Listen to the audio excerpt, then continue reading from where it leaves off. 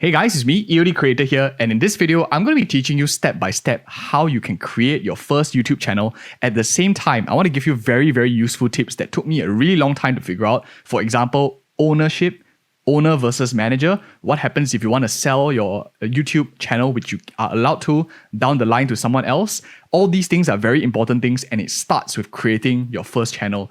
Years of experience I'm going to be sharing with you in this video too, so you don't make long-term mistakes that might bite you in future. So what I want you to do is go into your YouTube browser, go like youtube.com, go into your own profile, wherever it is, click on the top right icon, and the first step, of course, is to create. How do we actually get to the page to create a YouTube channel? So what I want you to do is go into settings over here after you click the top right, and it will bring you to this very, very nice page here of the settings tab. There's many, many different tabs. The one we care about is the account page over here, which is, and then you come into your channel under here, there's add or manage your channels. This might be your own personal name or a Gmail account that you are.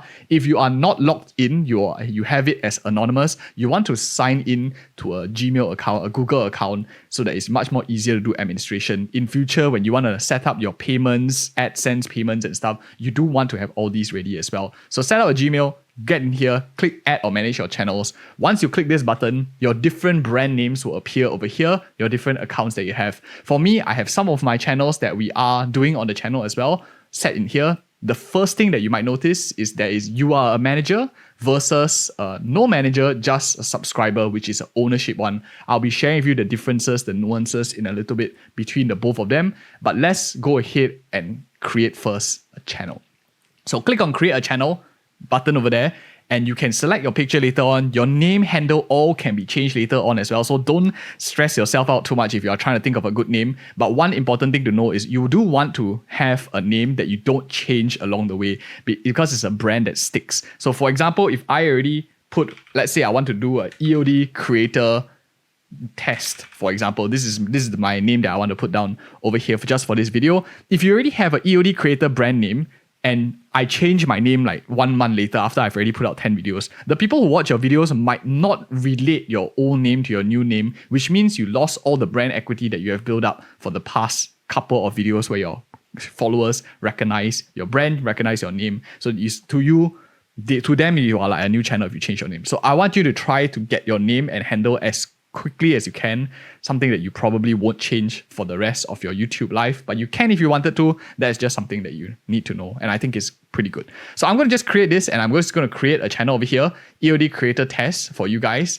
And once you create it, it might take a while, it might take about a couple of seconds, and then immediately it will pop up a new page over here. How you can upload your first video after you've recorded it, you can just simply press create, and it allows you to upload whatever you want. It will bring you to a YouTube Studio. Now, YouTube Studio is where you're going to be housing most of your content, where you are going to spend most of your time as a content creator. So I'm going to give you just a very, very quick insights to this. You can upload here your first video, just very, very simply upload content, whatever not, and then you can change the title and whatever. Importantly, the things that you need to take note of is the dashboard. This will show you a very quick summary of everything.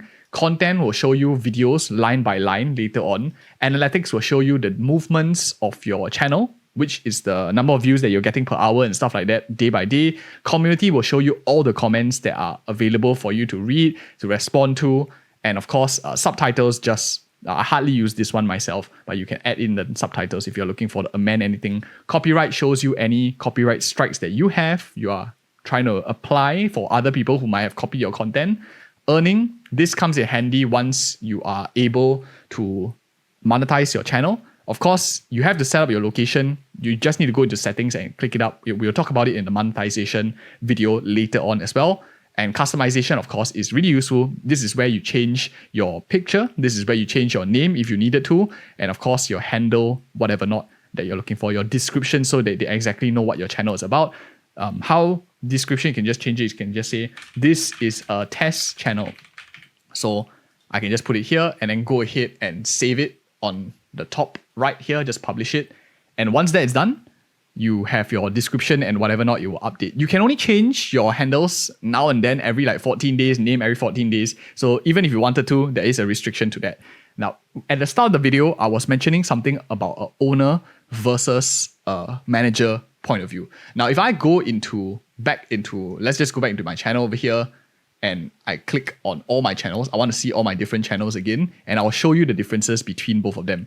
So there are two types. One, as you can see here, if there is no you are a manager, you are an editor or whatever not, this implies these ones, for example, over here, you are the owner, which means you own the account 100%. If you're a manager, you might be working with someone else, or maybe you're hired as a manager, you're hired as an editor to do certain things. The difference between both of them is it's easier in future if you do not want to give up your own personal account details. For example, the accounts of my earlier accounts were listed under my own personal brand name. If you eventually want to have a business, or you want to segment it out, or even, for example, some of you might intend to just do YouTube for a while, sell it off in future, having it as a manager account is easier for you to make movements later on when you want to shift accounts around. So how do you do this? How do you want to change the ownership structure?